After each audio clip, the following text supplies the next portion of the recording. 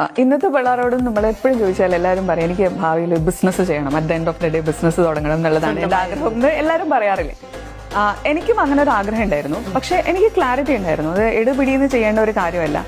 പലതിൽ നിന്നും പഠിക്കണം, പലരിൽ നിന്നും പഠിക്കണം, അതിൻ്റെ എല്ലാ പ്രോസ് ആൻഡ് കോൺസും മനസ്സിലാക്കണം, എന്നിട്ട് വേണം സ്റ്റെപ്പ് ഇൻ ചെയ്യാൻ. അങ്ങനെ ഒരു രീതിയിൽ തന്നെയായിരുന്നു ഞാൻ അതിനെ കണ്ടിട്ടുണ്ടായിരുന്നത്.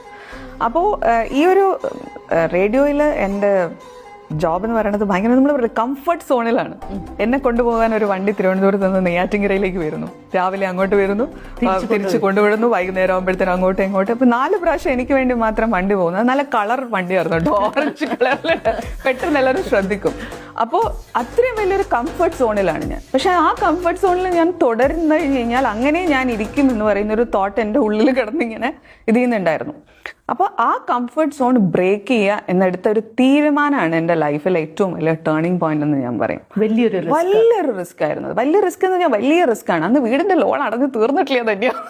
അപ്പോൾ എന്നിട്ട് ഇറങ്ങുമായിരുന്നു നമ്മൾ. പിന്നെ ഒരു 1.5 years I was with government. അപ്പോൾ അതും കഴിഞ്ഞിട്ട് സ്വന്തം നിലയ്ക്ക് ഇറങ്ങുകയാണ്. അപ്പോൾ ഞാൻ ഇപ്പോഴും എല്ലാവരോടും പറയും, നമ്മൾ ഏത് ബിസിനസ്സിന് ഇറങ്ങുമ്പോഴും ആ ബിസിനസ്സിൽ നിന്ന് 6 മാസം നമുക്ക് ഒരു വരുമാനവും കിട്ടില്ല എന്ന ചിന്തയിൽ വേണം നമ്മളൊരു ബിസിനസ് തുടങ്ങാൻ. അത് ബിസിനസ്സിന്റെ ഞാൻ പറയാറുള്ള ഒരു ബേസിക് പോയിന്റ് ആണ്.